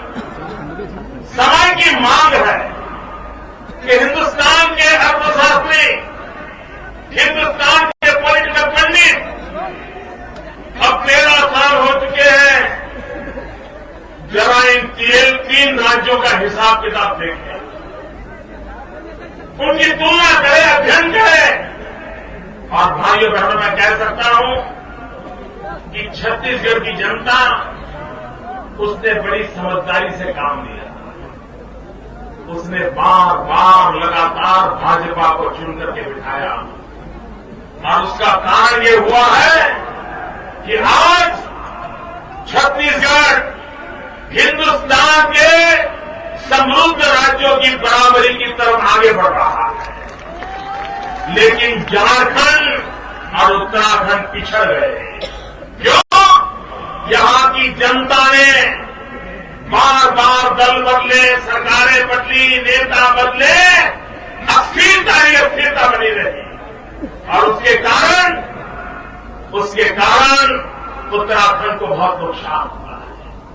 भाइयों बहनों, अब प्रयोग बहुत कर लिए, एक बार भरोसा कर लीजिए।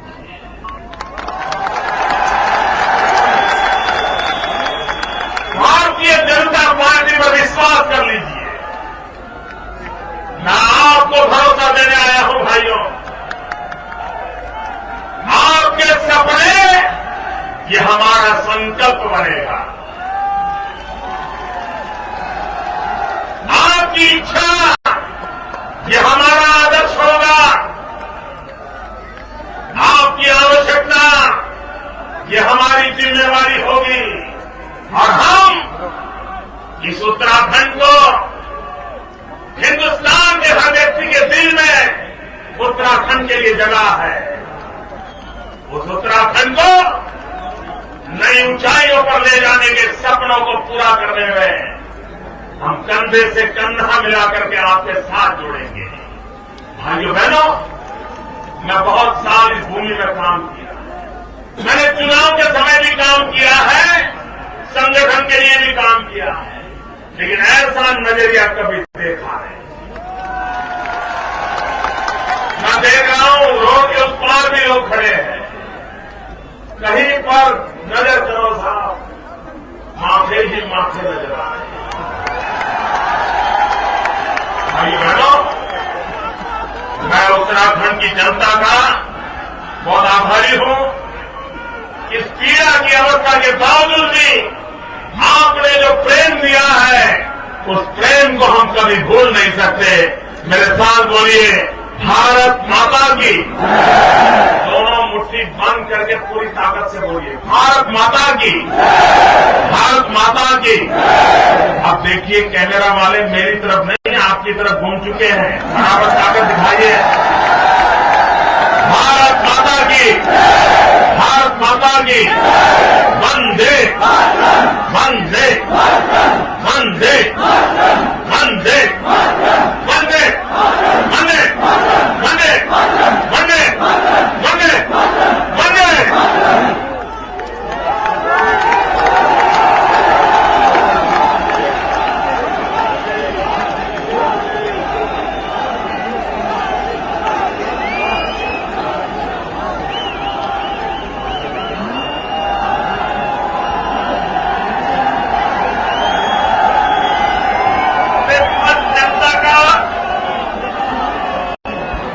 धन्यवाद करता हूं, आभार व्यक्त करता हूं। आपने जिस उत्साह का परिचय दिया, जिस उमंग का परिचय दिया, निश्चित रूप से हमारे मुख्य अतिथि हमारे नरेंद्र जी मोदी जी, उन्हें इस बात का विश्वास हो गया है कि उत्तराखंड की जनता इसलिए पीछे नहीं है। आप आगे बढ़ो, हम आपके साथ चलेंगे, आपके पीछे चलेंगे और अपने इस सभा का ये घोषणा करता हूं। सभी से निवेदन है, कृपया धीरे धीरे शांतिपूर्वक अपने अपनी बसों की ओर, अपने अपने गंतव्य की ओर जब बढ़े, किसी भी प्रकार की धक्का मुक्की न करें। मेरा सभी से निवेदन है, कृपया धीरे धीरे शांतिपूर्वक अपने गंतव्य की ओर बढ़े चलें। कैमरा हैंडल ले लो। जी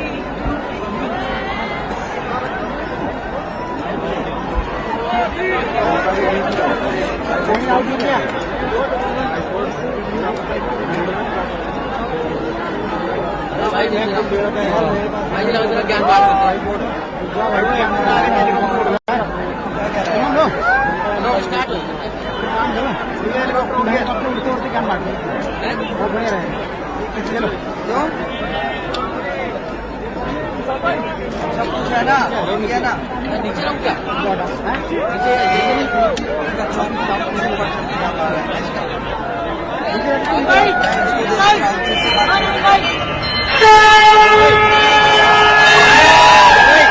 सभी अपने प्रदेश के निवासी आराम से अपने ओर से जाएंगे, किसी से भी कोई घटना न हो इसका सभी ध्यान रखेंगे। सभी अपने क्षेत्रवासियों से निवेदन है शांतिपूर्ण ढंग से आराम से अपना